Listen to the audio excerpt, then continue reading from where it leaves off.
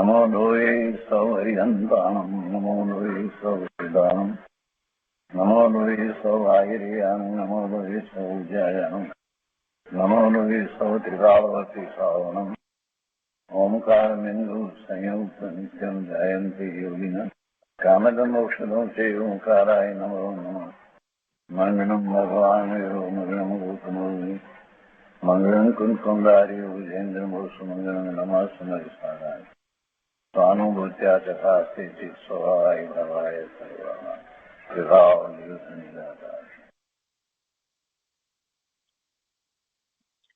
अध्यात्म प्रेमी पंडित श्री दौलतरामजी कृत छोटाळा અને પૂજ્ય ગુરુદેવ કાંજી સ્વામીના 6 ઢાળા ઉપરના પ્રવચનો એ સહિત આપણે 6 ઢાળાનો સ્વાધ્યાય કરી રહ્યા છીએ.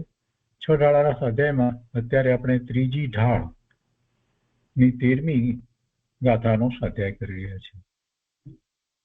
અહીંયા સમ્યક દ્રષ્ટિ ને સમ્યક દર્શન થાય છે તો પછી એને 8 અંગ પ્રગટ થાય છે એ વાત આપણે બીજા અન્ય શાસ્ત્રમાંથી વાંચી છે અને સમજ્યા છીએ. અહીંયા 6 ઢાળામાં પણ એ જ વાતને કહેવામાં આવી છે કે સમ્યક દ્રષ્ટિનો વ્યવહાર કેવો છે, નિશ્ચયથી જેને સમ્યક દર્શન થયું છે એનો વ્યવહાર કેવો છે. તો એનો વ્યવહાર જે રીતે છે એમ કરી અને અહીં આ 8 અંગની વાત કરવામાં આવી છે. એમાં નિસંકતિ અંગની વાત પૂરી થઈ, તે પછીથી નિકાંક્ષિત અંગ એટલે જેને કાંક્ષા ઈચ્છા નથી તે, વાંછા નથી તે.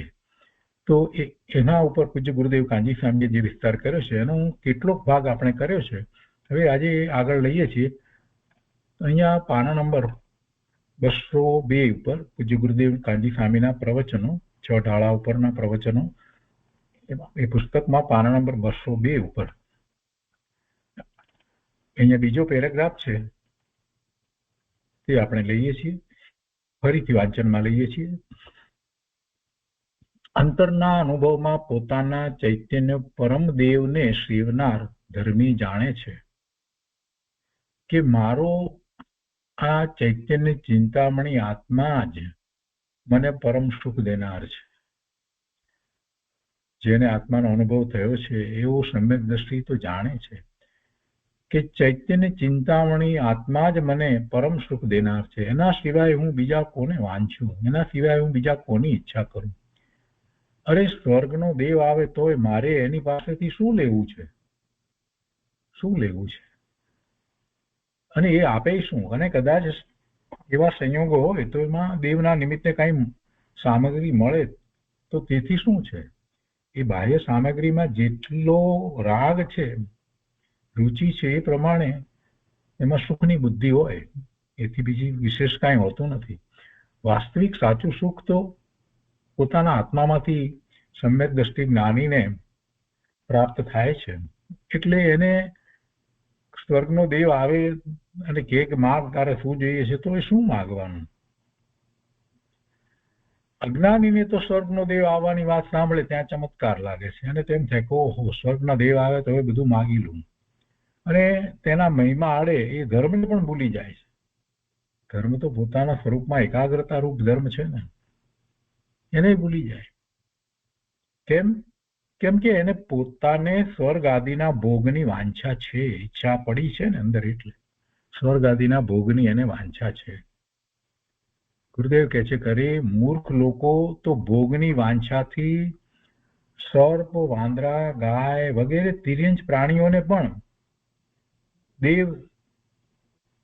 દેવરૂપી પૂજે છે, એને દેવ માને, દેવ પૂજવા લાયક માને છે. શું છે એમાં? એમને ઈચ્છા છે, વાંછા છે, કંઈક આ લોકમાં કંઈક સુખની પ્રાપ્તિ થાય.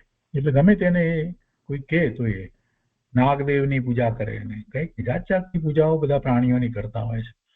ગુરુદેવ કહે છે અહીંયા અને બીજા દેવ દેવલાઓને પણ એ જ રીતે પૂજે છે, કેટલાય જાતના માતાજી વગેરેને. ગુરુદેવ કહે છે કે જુઓ ને, જૈન નામ ધરાવનારા પણ ઘણા લોકો ભોગની વાંછાથી અથવા તો પુત્ર આદિની વાંછાથી અથવા તો ધનની વાંછાથી અનેક દેવ દેવલાને પૂજે છે. મૂર્ખને તો કાંઈ વિવેક હોય સાચા ખોટાનો વિવેક નથી ને કોને પૂછી રહ્યો છે એનું એને ભાન નથી. ભગવાનનો સાચો ભક્ત પ્રાણ જાય તો પણ ખોટા દેવ દેવલાને પૂજે નહીં.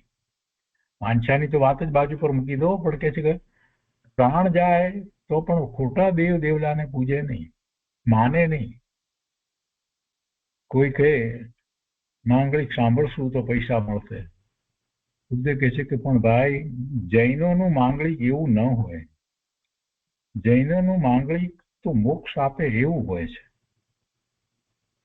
માંગલિકના ફળમાં પૈસા મળવાની આશા ધર્મી રાખે નહીં. એ રીતે ધર્મી નિકાંક્ષ ભાવથી ધર્મને સેવે છે.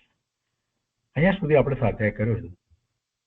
હવે આગળ કહે છે, પ્રશ્ન અહીંયા કોઈએ કર્યો કે વેપાર વગેરેમાં પૈસા મળે એવી વાંછા તો ધર્મીને પણ હોય છે, તો તેને નિકાંક્ષપણું ક્યાં રહ્યું? વેપાર કરે છે તો એ પૈસા એમાંથી પ્રાપ્ત થાય, ધન મળે એવી વાંછા તો કઈ હોય છે ને ધર્મીને, એટલે તો વેપાર કરે છે. ઉત્તરમાં પૂજ્ય ગુરુદેવ કહે છે કે તેને હજી તે પ્રકારનો અશુભ રાગ છે. સમ્યક દ્રષ્ટિને એની ભૂમિકા પ્રમાણે ચોથા ગુણતાને પાંચમા ગુણતાને એ પ્રમાણે એવો અશુભ રાગ હોય, પણ શ્રદ્ધામાં એમ નથી કે એ પોતાને સુખનું કારણ થશે. એ શ્રદ્ધામાં એમ નથી. ગુરુદેવ કહે છે કે પણ આ રાગથી કે પૈસામાંથી મને સુખ મળશે એવી મિથ્યા બુદ્ધિરૂપ વાંછા તેને નથી. એવી મિથ્યા બુદ્ધિરૂપ વાંછા નથી. કેટલીય વખત તો એવા જ્ઞાની ધર્મીને બસ એ પોતે વેપારમાં રોકાયા છે તો રોકાયા છે, અને પૈસા મળવાના છે તો મળે છે, એવા સંયોગ હશે તો એમ, નુકસાન થવાનું હશે તો એમ, આવા ભાવપૂર્વક એ વેપાર ધંધામાં આપણને લાગે. પણ વાસ્તવમાં અંદરમાં તો એને એનાથી તદ્દન જુદાપણું છે, એનાથી વિભક્તપણું છે. રાગ અને સંયોગ બંનેથી પાર, રાગ અને સંયોગ બંનેથી પાર મારી ચેતના છે, તેમાં જ મારું સુખ છે એમ જાણનાર ધર્મી તે ચેતનાના ફળમાં બાહ્ય સામગ્રી વાંચતો નથી, ઈચ્છતો નથી. તેથી તે નિકાંક્ષ છે, એને કોઈ કાંક્ષા નથી. તે ધર્માત્મા ઇન્દ્રપદ કે ચક્રવર્તી પદના વૈભવને ભોગવતો દેખાય, છતાં તેને વિષય ભોગોનો રંચ માત્ર આદર નથી. સમ્યક દ્રષ્ટિ ચક્રવર્તી, સમ્યક દ્રષ્ટિ ઇન્દ્ર, એમને કેવો વૈભવ હોય, અને એ વૈભવની વચ્ચે આપણને લાગે કે આવા વૈભવમાં પણ અંદરમાંથી તો બધું છૂટી ગયું છે. એને વિષય ભોગોનો રંચ માત્ર આદર નથી. અરે અમે અતિન્દ્રિય આનંદના પિંડલા, અંદરમાં તો એ ભાવ છે. જગતમાં ક્યાંય અમારો આનંદ છે જ ક્યાં? અમારો આનંદ આત્મા સિવાય બીજે ક્યાંય નથી. અને તેથી તો કહ્યું છે કે ચક્રવર્તી કી સંપદા ઇન્દ્ર સરીખે ભોગ, કાક વિથ સમગીનત હૈ સમ્યક દ્રષ્ટિ લો. ચક્રવર્તીની સંપદા અને ઇન્દ્ર જે વૈભવ એનો એ બધો ભોગ, એ બધાને સમ્યક દ્રષ્ટિ તો કાગડાની વિષ્ઠા સમાન માને છે.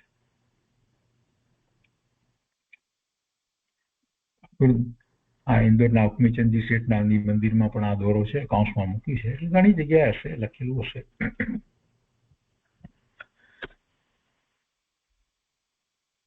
ગુરુદેવ કહે છે વિષયો તરફના વિકલ્પને ધર્મી જીવ દુઃખ અને જેલ સમાન ગણે છે. એમાં સુખ બુદ્ધિ નથી, એટલે તેની વાંછા નથી.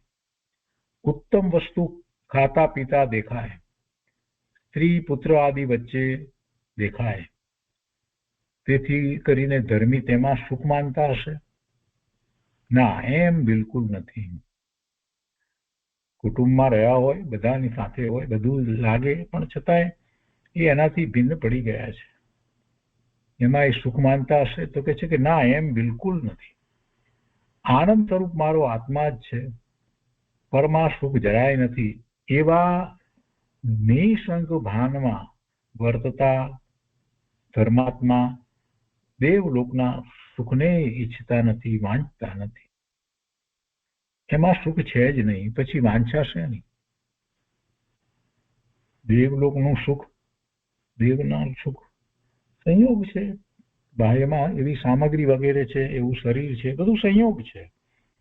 સંયોગ છે તો એનો વિયોગ પણ થવાનો છે, અને એ બધું પર છે, પોતાથી જુદું છે. તો એમાંથી સુખની પ્રાપ્તિ થાય એવું સમ્યક દ્રષ્ટિને હોતું જ નથી. એટલે કે છે કે એમાં સુખ છે જ નહીં, પછી વાંછાશે નહીં. ચૈતન્યના અતિન્દ્રિય આનંદની પાસે સ્વર્ગના વૈભવની શી ગણતરી. ઇન્દ્રના વૈભવમાં તે સુખની ગંધ પણ નથી. સમ્યક દ્રષ્ટિ ઇન્દ્રને આત્માનું સુખ હોય તે જુદી વાત છે. સમ્યક દ્રષ્ટિ ઇન્દ્ર છે એ તો આત્માના આનંદમાં હોય છે. એને બહારના સંયોગ એવા હોય છતાં એનાથી એ સુખ માનતા નથી. એટલે કે છે કે પણ બહારના વૈભવમાં તો તેની ગંધ પણ નથી, અને તે ઇન્દ્ર પોતે તેમાં સુખ માનતા નથી. આગળ કહે છે, અજ્ઞાની બહારમાં ભલે વિષયોનો ત્યાગી હોય છતાં અભિપ્રાયમાં તેને વિષયોની વાંછા છે. અજ્ઞાની છે ને, એટલે મિથ્યાત્વ સહિત છે. ભલે એને વિષયોનો ત્યાગ કર્યો હોય છતાં પણ અભિપ્રાયમાં તેને હજી વિષયોની વાંછા છે. કેમ કે રાગમાં સુખ બુદ્ધિ છે. મિથ્યાત્વ છે ત્યાં સુધી રાગમાં સુખ બુદ્ધિ હોય છે. જેણે ચૈતન્યનું ઇન્દ્રિયાતીત સુખ નથી દેખ્યું તેને ઊંડે ઊંડે રાગમાં અને વિષયોમાં સુખ બુદ્ધિ પડી જ છે. બહુ મહત્વની વાત ગુરુદેવે કહી છે કે ભાઈ તે ક્યાં સાચું સુખ જોયું છે. સાચું સુખ જ્યાં સુધી તે અનુભવ્યું જ નથી તો ત્યાં સુધી ઊંડે ઊંડે તને બહારના પર વિષયમાં સુખની બુદ્ધિ પડી જ છે.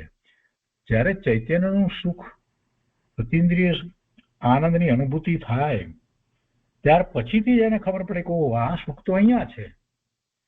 એટલે કહે છે કે જેણે ચૈતન્યનું ઇન્દ્રિયાતીત સુખ નથી દેખ્યું તેને ઊંડે ઊંડે રાગમાં અને વિષયોમાં સુખ બુદ્ધિ પડી જ છે. ભલે કદાચ શુભ રાગ હોય તો પણ એમાં સુખ બુદ્ધિ પડી છે. જો તેમાં તેને મીઠાશ ન હોય તો તેનાથી પાછો વળી અને ચૈતન્ય સુખમાં કેમ ના આવે. એને ચૈતન્ય સુખ દેખ્યું નથી અને ઇન્દ્રિય વિષયોમાં સુખ બુદ્ધિ છે, તેથી તેને સાચું નિકાંક્ષ પણ હોતું નથી. ભલે એને વિષયોનો ત્યાગ કર્યો હોય, ભલે સીધી રીતે તે વિષયોની અભિલાષા ન કરે, પણ અંદર અભિપ્રાયમાં તો વિષયોની આકાંક્ષા પડી જ છે. અને સમ્યક દ્રષ્ટિ તો જાણે સિદ્ધના પુત્ર છે. ગુરુદેવે કેવી ઉપમા આપે છે કે સમ્યક દ્રષ્ટિ તો સિદ્ધનો પુત્ર થઈ ગયો. ભગવાન પરમાત્માને કઈ પુત્ર છે ના. કહેવાનો અર્થ એવો છે કે સિદ્ધ સમાન છે. બાપ તેવા બેટા એમ જે કહેવામાં આવે છે ને તેમ એ સમ્યક દ્રષ્ટિ છે કેવા છે, સિદ્ધ સમાન છે, સિદ્ધ જેવા છે. એટલે કે છે કે સમ્યક દ્રષ્ટિ તો સિદ્ધનો પુત્ર થઈ ગયો. તે તો અખંડ એક જ્ઞાયક સ્વભાવની અનુભૂતિ કરીને જીતેન્દ્રિય થઈ ગયો. આત્મા સિવાય જગતમાં ક્યાંય તેને સુખ બુદ્ધિ નથી, અને આમ જીતેન્દ્રિયપણું થાય છે. ભલે હજી એને ચારિત્ર મોહની કરની પ્રકૃતિઓ જે છે એના ઉદય વર્તાવ એમાં જોડાવાનું થતું હોય છતાં પણ એ રુચિપૂર્વકનું જોડાવું નથી થતું. એની એને ઈચ્છા આકાંક્ષા નથી હોતી. એને પ્રાપ્ત કરવા માટે થઈ ને કાંઈ એ કરે બધું એવું હોતું નથી. આત્મા સિવાય જગતમાં ક્યાંય તેને સુખ બુદ્ધિ નથી.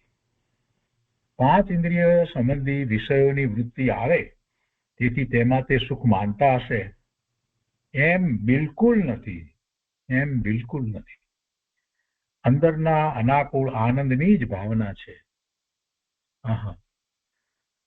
ધર્મીની ચેતનાના ખેલ તો ધર્મી જ જાણે છે. ધર્મીની ચેતનાના ખેલ એનો ચૈતન્ય મહાપ્રભુ એમાંથી પ્રાપ્ત થતો આનંદ એ એનો ખેલ. તો ધર્મીની ચેતનાના ખેલ તો ધર્મી જ જાણે છે. અજ્ઞાની ઉપર ટપકે જોઈ અને ધર્મીનું સાચું માપ કાઢી શકે નહીં. ધર્મીનું સાચું માપ અજ્ઞાની ક્યાંથી કાઢે. શું કે છે કે અજ્ઞાની ઉપર ટપકે જોઈને ધર્મીનું સાચું માપ કાઢી શકે તેમ નથી. ધર્મીના અંતર હૃદય બહારથી દેખાય તેવા નથી. ધર્મી જાણે છે કે મારો ધર્મ તો મારામાં છે, તેનું ફળ કંઈ બહારમાં ન આવે.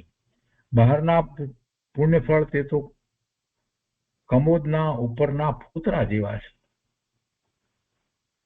લોકો તો તેને જ દેખે છે. અંદરના ખરા વિતરાગી કષ્ટને લોકો દેખતા નથી. ધર્મના બદલામાં લૌકિક ફળને ધર્મી ઈચ્છતા નથી. દુનિયાને દેખાડવા માટે તે ધર્મ કરતા નથી. ધર્મીનો ધર્મ તો પોતાના આત્મામાં જ સમાય છે. ધર્મીનો ધર્મ તો પોતાના આત્મામાં જ સમાય છે અને તેનું ફળ પણ આત્મામાં જ આવે છે.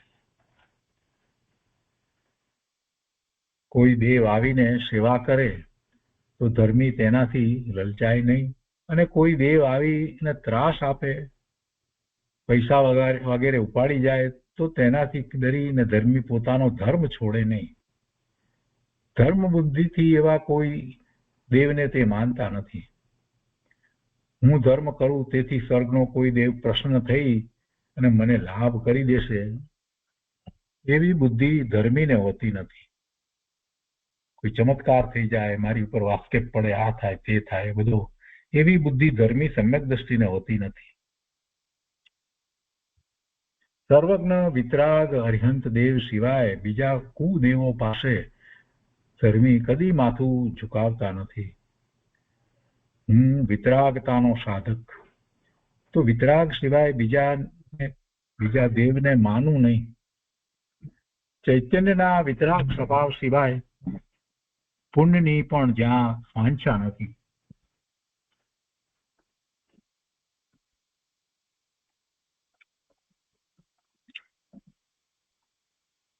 ચૈતન્યના વિતરાગ સ્વભાવ સિવાય પુણ્યની પણ જ્યાં વાંછા નથી. ધર્મી ન ઈચ્છે પુણ્યને, એ વાત આવે છે. ત્યાં બહારના પાપ ભોગોની તો શી વાત. જુઓ તો ખરા, આ તો બધું સમ્યક દર્શન સાથેના વ્યવહારમાં આવી જાય છે. આ બધા 8 અંગની વાત કરી છે, તો એ સમ્યક દ્રષ્ટિને નિશ્ચયથી જેને સમ્યકના પરિણામ થયા છે, રત્નત્રયના પરિણામ થયા છે, એના વ્યવહારમાં આ વાત આવે છે. આપણે એમ કહીએ છીએ કે સમ્યક દ્રષ્ટિને આવા 8 અંગ પ્રગટ થાય છે, પણ એ તો વાસ્તવમાં વ્યવહાર છે. સમ્યક દર્શનની નિશ્ચય અનુભૂતિ તો એની તો શી વાત. અનુભૂતિની તો વાત જ જુદી છે. અનુભવના કાળે તો સમ્યક દ્રષ્ટિ સીધે સમાન છે. હૃદય કહે છે કરે લોકો તો બહારના સાધારણ ચમત્કારમાં મોહી પડે છે, પણ એવો ચમત્કાર તો હલકો અભવ્ય દેવ પણ બતાવી શકે. હલકો દેવ અને એમાં પછી અભવ્ય, તેને સમ્યક તો ક્યારેય થવાનું નથી. એવો અભવ્ય પણ ચમત્કાર તો બતાવી શકે. તેમાં આત્માનું હિત શું છે?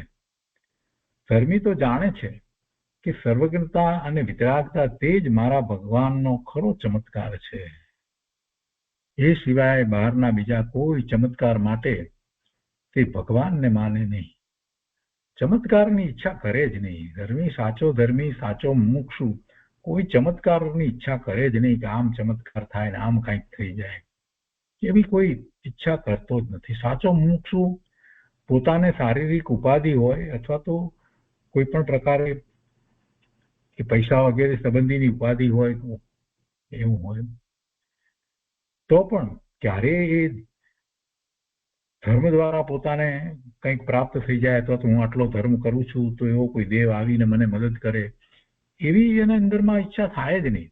જો એમ ઈચ્છા થતી હોય તો સમજવું કે સાચો મુમુક્ષુ નથી. એમ કોઈ કેમ અર્થ કરે ને કે ભાઈ સહધર્મીને બધા મદદ કરતા હોય તો આટલો ધર્મ કરે છે, ને બીજો દેવ એવો હોય, એવો એ પણ ધર્મ નિષ્ઠ હોય તો કે છે પછી મને એ મદદ કરે, એમ કંઈક દેવ હોય એની પાસે તો ઘણી શક્તિ હોય, તો એવો વિકલ્પ એ ધર્મીને ન હોય. એવો સાચો મુમુક્ષ હોય, મોક્ષાર્થી હોય, એને એવા વિકલ્પ હોતા નથી. તો જ્ઞાનની સમ્યક દ્રષ્ટિને તો પછી એ વાત જ હોતી નથી. બહારના સંયોગોનું આવવું જવું તો પુણ્ય પાપ અનુસાર બન્યા કરે છે. ધર્મની સાથે એને શું સંબંધ છે? ધર્મી જીવ એવી બહારની આકાંક્ષા કરતા નથી.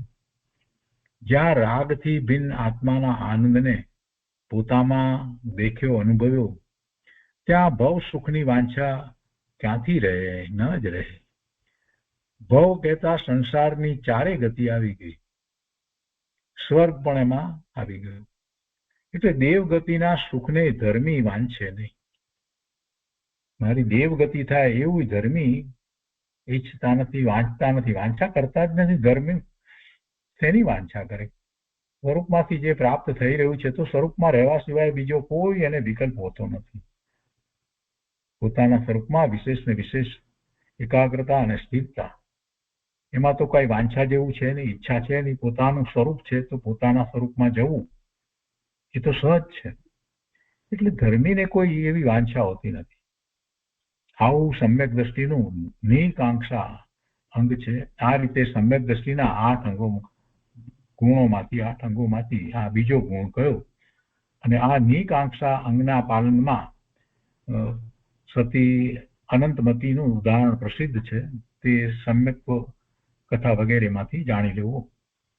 એ દ્રવ્ય સંગ્રહમાં પણ એ વાત આવતી હતી. આ 8 કથાઓ એ ઘણી જગ્યાએ આ સંબંધી ઉદાહરણ તરીકેની કથાઓ આવે. કોને એવું નિકાંક્ષી અંગ શ્રેષ્ઠ હતું એમ. હવે એ પછીનું અંગ છે નિર્વિચિકિત્સા અંગનું વર્ણન. ત્રીજું નિર્વિચિકિત્સા. વિચિકિત્સા થી વિરુદ્ધ નિર્વિચિકિત્સા. વિચિકિત્સા એટલે કોઈના પ્રત્યે દુગંછાનો ભાવ, એવો અંગમાનો ભાવ.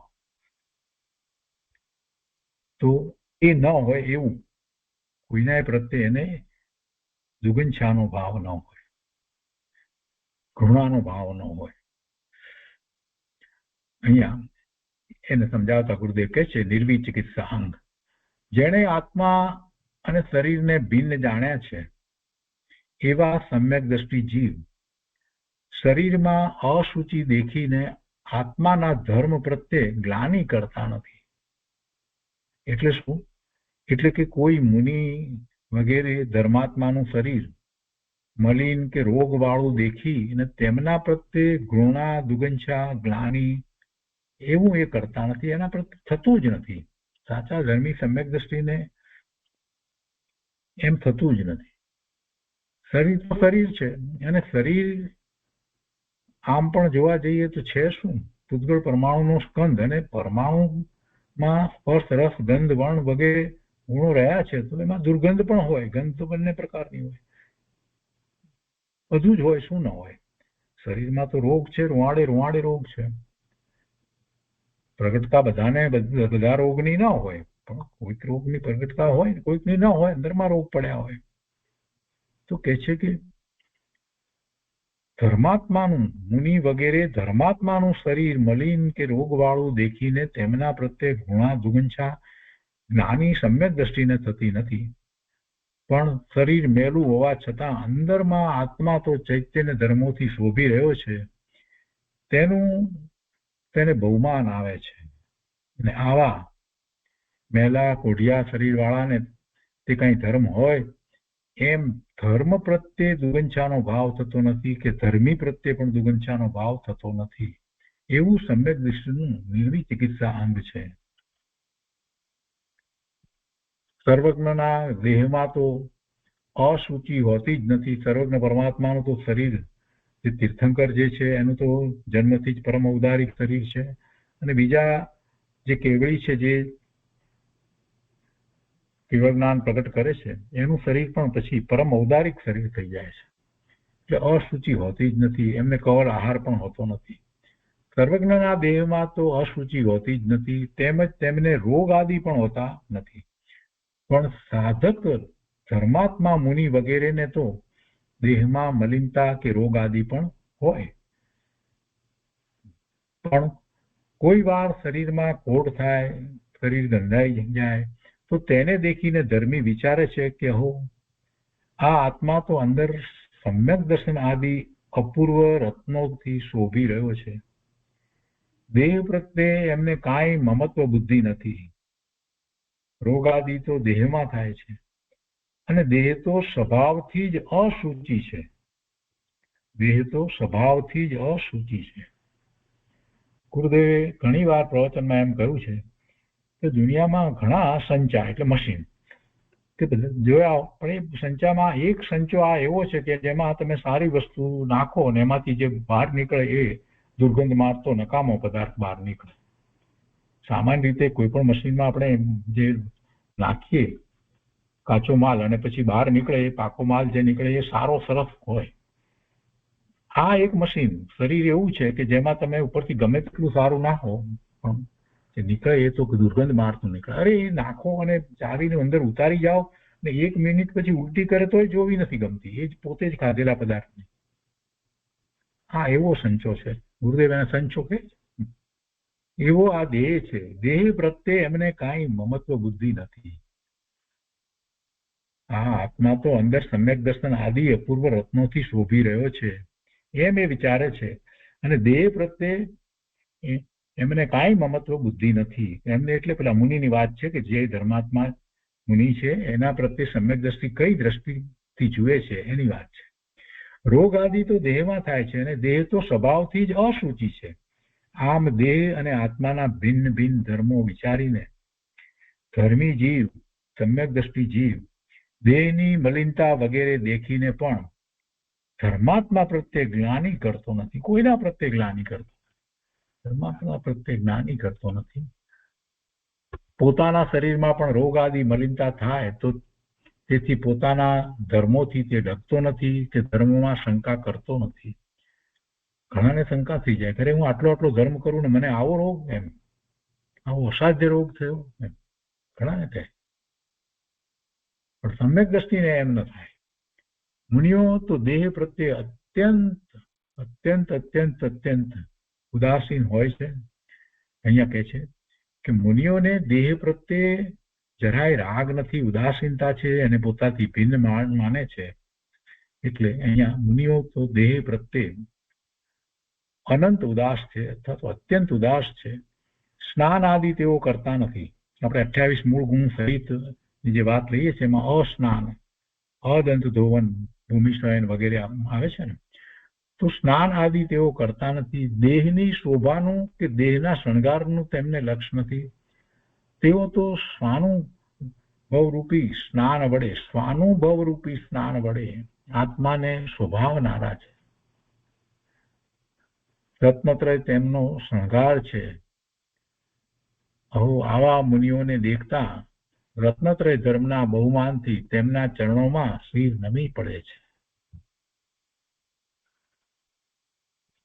અરે દેહ તો સ્વભાવથી જ અશુચિનું ધામ અને ક્ષણભંગુર છે, અને ધર્માત્મા તો રત્નત્રય વડે સહજ પવિત્ર છે. શરીરમાં સુગંધ કે દુર્ગંધ એ તો જળનો ધર્મ છે. એવું કાંઈ નથી કે ધર્મીનું શરીર કાળું કુબળું ન જ હોય. કોઈનું શરીર કાળું કુબળું પણ હોય, ધર્મીનું એવું પણ શરીર હોય.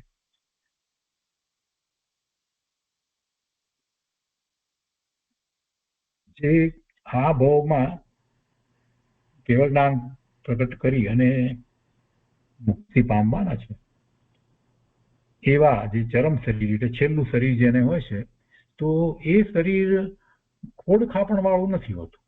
એવું શરીર એમને એવું ખોડ ખાપણ વાળું શરીર નથી હોતું.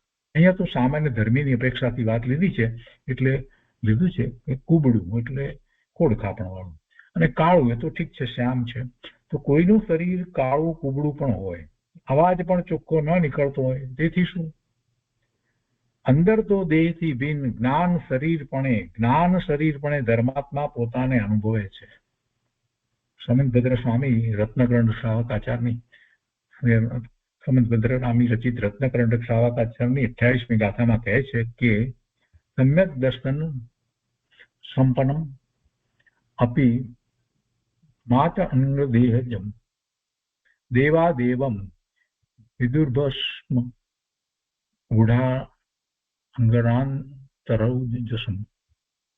ચાંડાલના શરીરમાં રહેલો સમ્યક દ્રષ્ટિ આત્મા દેવ સમાન શોભે છે. રાખથી ઢંકાયેલ અગ્નિની ચિનગારી માફક દેહરૂપી રાખ ની અંદર સમ્યક સ્વરૂપ ચૈતન્ય ચિનગારીથી તે આત્મા શોભે છે. આંખ વળી ગયું પણ અંદર જે ચિનગારી એટલે જે કોળસો કે જે કઈ અગ્નિ છે તે ચમકે છે. એવી રીતે આ શરીર તો ગમે તેવું હોય પણ એની અંદર સમ્યક રૂપ ચૈતન્ય ચિનગારીથી તે આત્મા શોભે છે. તે પ્રશંસનીય છે.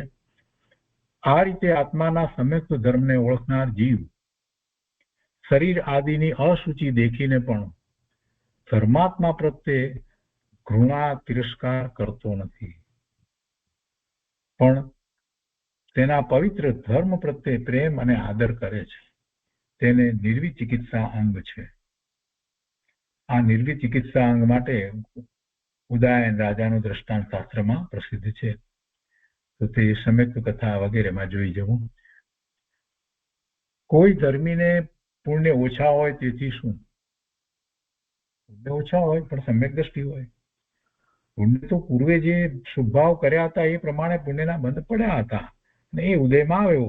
પાપના બંધ વધારે પડ્યા હોય પણ આ ભાવમાં એને સમ્યક દર્શન પ્રકટ કર્યું છે અને પાપના ઉદય વિશેષ છે. પહેલેથી જ એવું છે, જન્મથી જ. તો શરીર પણ એવું મળ્યું હોય, કઈ બહુ સુંદર શરીર મળ્યું હોય એવું પણ ન હોય. કે છે કોઈ ધર્મીને પુણ્ય ઓછા હોય તેથી શું? પુણ્ય તો ઉદય ભાવનું ફળ છે. તેનાથી કઈ આત્માની શોભા નથી. આત્માની શોભા શેનાથી છે? સમ્યકત્વથી છે. આત્મા તો સમ્યક્ત આદિથી જ શોભે છે. ધર્મમાં તો ગુણથી જ શોભા છે. એટલે જે આત્માના જે ગુણ છે એની પ્રગટતા એ જ શોભા છે. કઈ પુણ્યથી શોભા નથી. એક તિર્યંચ કૂતરું પણ જો સમ્યક દ્રષ્ટિ હોય તો શોભે છે અને મિથ્યા દ્રષ્ટિ મોટો દેવ હોય તો પણ શોભતો નથી. કોઈ ધર્મી ઓછા પુણ્યોદયને કારણે નિર્ધન કદરૂપ હોય અને પોતે ધનવાન રૂપવાન હોય તો તે કારણે ધર્મી બીજા સાધર્મીથી પોતાને અધિકતા માનતા નથી. બે સાધર્મી છે, સમ્યક દ્રષ્ટિ છે, એમાં એક સમ્યક દ્રષ્ટિને નિર્ધન પણ હોય એને કુરૂપ હોય અને બીજો ધનવાન હોય રૂપવાન હોય તો પેલો રૂપવાન ધનવાન જે છે એ કઈ પેલાથી પોતાને અધિક માનતો નથી અને એમ અધિક માની અને સામાનો તિરસ્કાર કરતા નથી. પણ સામા ધર્મી જે સમ્યક દ્રષ્ટિ ધર્મી છે એના ગુણોને જુએ છે પણ તેના ગુણની પ્રીતિપૂર્વક એનો આદર કરે છે કે વાહ, દેહ આદિની આવી પ્રતિકૂળતા છતાં તે પોતાના ધર્મને સાધી રહ્યો છે. બહારમાં એને પ્રતિકૂળતા હોય તે છતાં પોતે સમ્યક દ્રષ્ટિ છે અને ધર્મને સાધી રહ્યા છે. એ માટે ઉલટો એના પ્રત્યે એનો આદર વધી જાય. પુણ્યના તો અનેક પ્રકાર છે, તેમાં હીન અધિકતા હોય તેથી શું? અને એ ક્યાં એક સરખું કાયમ રહેવાનું છે? પુણ્યનો ઉદય હોય તો કોને એક સરખો કાયમ રહ્યો છે? કોઈને રહેતો નથી. અત્યારે વર્તમાનમાં આપણને ખૂબ અનુકૂળતાઓ છે પુણ્યના ઉદયને કારણે છે, પણ શું એ કાયમ માટે રહેવાની છે? કાંઈ કાયમ માટે રહેતું નથી. એટલે એના સામું શું જોવું? એ દ્વારા પોતાને અધિક માનવો એ જ મોટી મૂર્ખાઈ છે. અનુકૂળતાઓ છે ધન સંપત્તિની, શરીરની, કુટુંબની, આ બધી રીતની, તો એમાં કઈ અભિમાન કરવા જેવું પણ નથી અને એને કારણે બીજાને એ નથી તો એનાથી પોતે અધિક છે એમ માનવાની પણ જરૂર નથી. સમ્યક દ્રષ્ટિ હોય કે મિથ્યા દ્રષ્ટિ હોય, ગમે તે હોય, બધાને માટે આ બધું જે છે એ તો પુણ્યનું ફળ છે. એની ધર્મ સાથે કાંઈ સંબંધ નથી. શુભભાવ કર્યા હતા પૂર્વે તો અત્યારે એને કારણે જે પુણ્ય બંધાયું હતું એનો ઉદય દેખાય છે.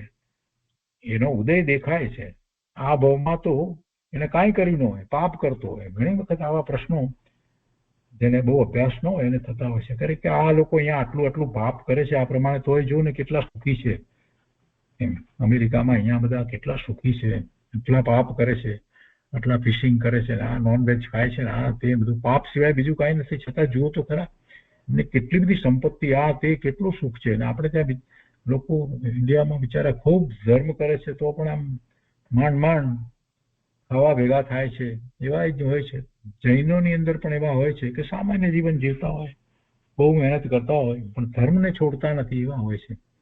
તો આ કેમ, આટલો વિરોધાભાસ કેમ? એમ આવો પ્રશ્ન તો ઘણીવાર ઘણાએ કર્યો છે, પણ એમને એ યાદ નથી આવતું કે ભાઈ આ તો પૂર્વના પુણ્ય છે, અને એમના એ પુણ્ય પાપાનુબંધી પુણ્ય છે, એટલે એ સંપત્તિ વગેરેનો ઉપયોગ એવો જ કરે છે કે જેમાંથી વાપરી પાછા એવા પાપના બંધ કરીને જશે કે નરકમાં જવાનું.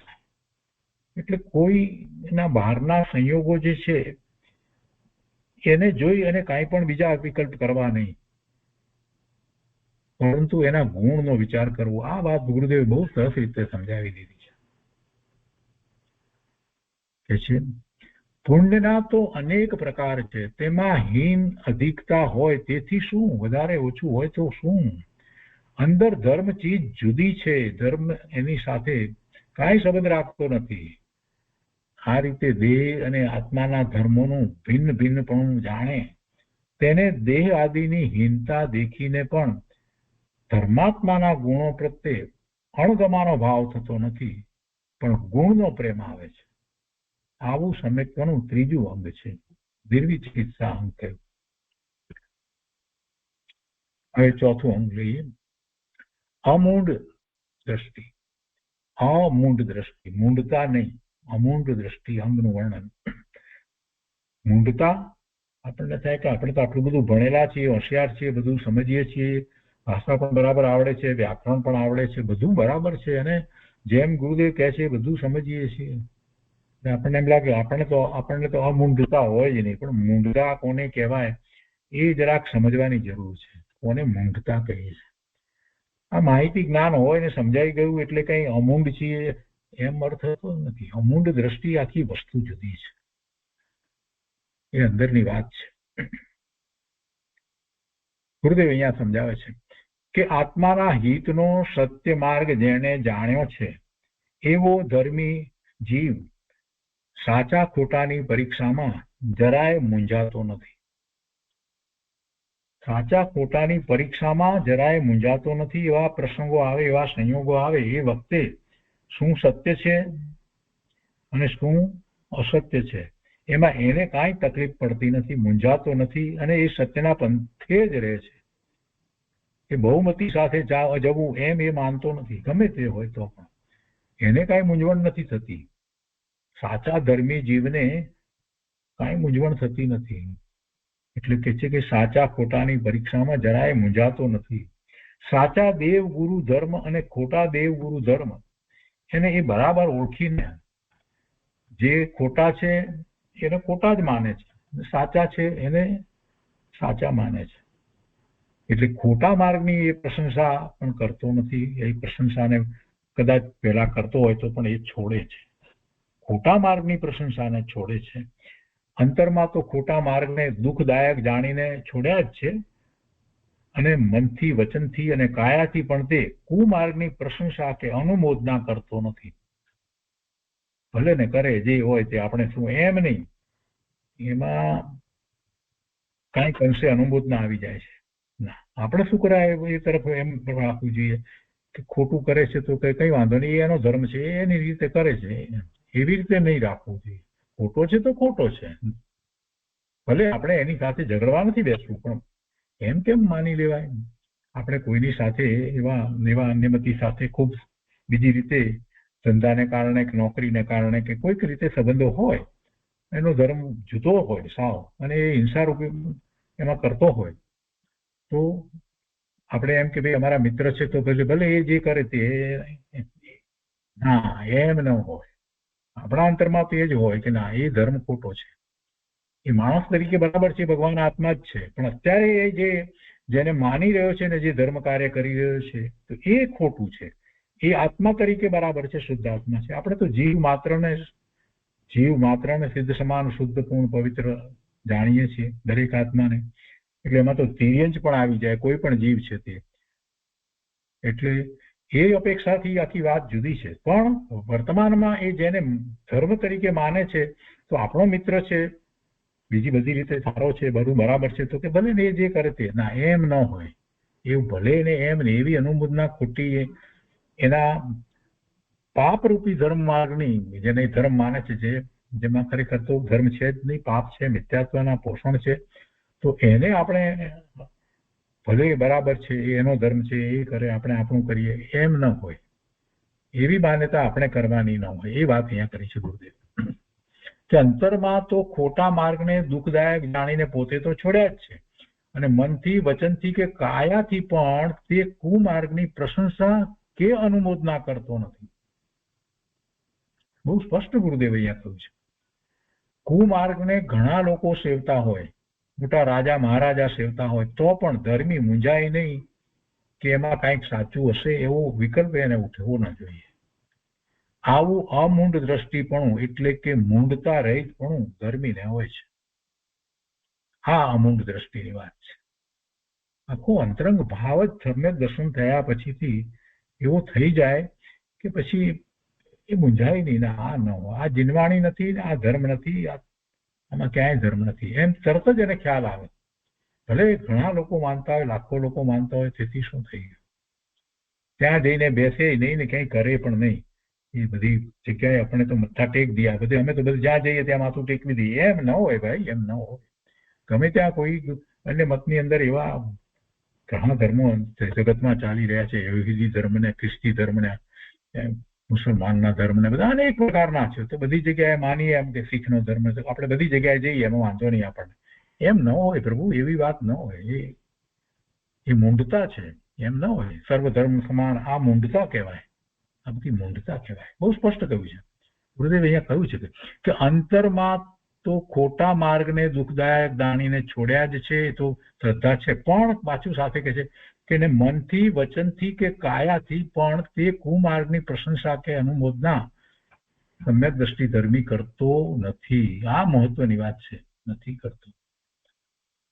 અને એમાં મૂંઝાય પણ નહીં. ઘણા લોકો કરતા હોય, લાખો માણસો એ માર્ગે ચાલતા હોય, તો કઈ પોતે એકલો જ હોય તો કઈ છોડી દે, એમ બદલાઈ જાય નહીં. આવું અમૂંડપણું, આવું મૂંડતા રહિત પણ ધર્મીને હોય છે. આગળ ગુરુદેવ કહે છે કે વિતરાગ સર્વજ્ઞ અર્યંત અને સિદ્ધ ભગવાન સિવાય બીજા કોઈ દેવને તે માને નહીં. વિતરાગ સર્વજ્ઞ અર્યંત પરમાત્મા, તીર્થંકર ભગવાન, કેવળી ભગવાન, મહાવીર ક્ષેત્રને વિશે અત્યારે કેટલા લાખો કેવળી પરમાત્મા બિરાજે છે, 20 તીર્થંકર ભગવાન બિરાજી રહ્યા છે અને અનંત સિદ્ધ થયા. તો એના સિવાય બીજા કોઈ દેવને તે માને નહીં. રત્નત્રયધારી નિર્ગ્રંથ મુનિરાજ સિવાય બીજા કોઈ કુગુરુને તે માને નહીં. નિર્ગ્રંથ મુનિ એને જ ગુરુ માને. ખરેખર તો એટલા માટે જે શાસ્ત્રમાં કહ્યું છે કે ગુરુનું ગુણસ્થાન કયું હોય, અથવા આચાર્ય કે ઉપાધ્યાય, તો એ બધાનું ગુણસ્થાન કયું હોય, તો કે છઠ્ઠું ગુણસ્થાન. કેમ કે 7મે તો એ નિર્વિકલ્પ ધ્યાનમાં છે, અને 7મે થી જ 6ઠે અવાય છે, કઈ 6ઠે થી 7મે જવાતું નથી. એટલે જે 7મે ગયા છે એ જયારે સવિકલ્પ થાય છે, તો એ વખતે એ ગુરુ કહેવાય. આપણે એમને ગુરુ તરીકે માનીએ, કેમ કે એ 7મે થી 6ઠે આવ્યા છે, તો એમના અંતરમાં ભાવ કેવા હશે. આપણે એમની પાસે જઈ નમસ્કાર કરીને એમની પાસે વિનંતી કરીએ કે 2 શબ્દ અમને ધર્મના કહો, તો પછી વાતે એવી જ કરશે ને.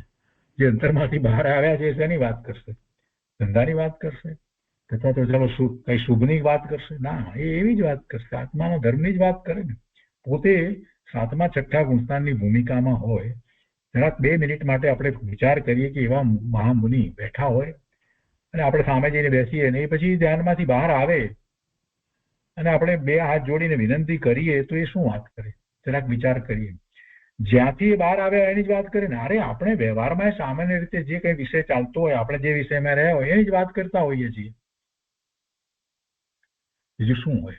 એની જ વાત કરીએ. આપણે બહારથી આવીએ અને કોઈ ઘરમાં આવીએ અને પૂછે કે શું થયું, તો આપણે જે કઈ બહારમાં જે બન્યું એની જ વાત કરીએ છીએ, બીજી ક્યાં વાત કરીએ છીએ? જ્યાંથી આવ્યા છીએ એની જ વાત કરીએ ને. આ એક વિચાર કરવા જેવી વાત છે કે એવા મહામુનિના દર્શન થાય અને આપણે એમની નિશ્રામાં થોડોક સમય પણ ગાળીએ તો આપણને એમની પાસેથી વાત કેવી મળે? 7મા ગુણસ્થાનને રહેલા મુનિ જયારે 6ઠે આવે તો એમની પાસેથી શું વાત હોય? એમની પાસેથી એવી વાત ન હોય કે ભાઈ તું શુભ કરજે, આમ કરજે, તેમ કરજે, એવી વાત ન હોય. આત્માની કંઈક વાત હોય, અંતરમાં જવાની વાત હોય, અંતરના સુખની વાત હોય, સાચા ધર્મની વાત હોય, સમ્યક્ત્વની વાત હોય, એવી જ કંઈક વાત હોય. અહીંયા કહે છે કે સમ્યક દર્શન જ્ઞાન ચારિત્ર રૂપ જે વિતરાગ ધર્મ તે સિવાય બીજા કોઈ ધર્મને તે મોક્ષનું કારણ માને નહીં ને તેને સેવે નહીં. કોણ? સમ્યક દ્રષ્ટિ. આગળ કહે છે કે આ રીતે દેવ ગુરુ ધર્મ સંબંધી મૂંડતા ધર્મીને હોતી નથી. દેવ ગુરુ અને ધર્મ ત્રણ સંબંધી ની વાત લીધી છે. સાચા દેવ ગુરુ શાસ્ત્રની જે આપણને શ્રદ્ધા હોય એના સંબંધીમાં કોઈ રીતે આપણને મૂંડતા હોવી જોઈએ નહીં. કુદેવ કુગુરુ કુધર્મને માનનારા જીવો સમાજમાં કરોડો એવા મૂંડ લોકો વડે પૂજાતા હોય, કુદેવ કુગુરુ કુધર્મને માનનારા હોય એવા જીવો છે, અને એવા જીવોને કરોડો લોકો પૂજતા હોય, સમાજમાં કરોડો મૂંડ લોકો વડે પૂજાતા હોય. અરે એની પાસે દેવ આવતો હોય તો પણ ધર્મીને માર્ગની શંકા પડતી નથી. પેલાની પાસે કોઈ એવા દેવ પણ આવતા હોય, હલકા દેવ એવા બધા આવતા હોય ને ચમત્કાર વગેરે કરતા હોય, બધું હોય ને લોકો એની પાછળ ગાંડા હોય, લાખોની સંખ્યામાં પાછળ પાછળ ફરતા હોય.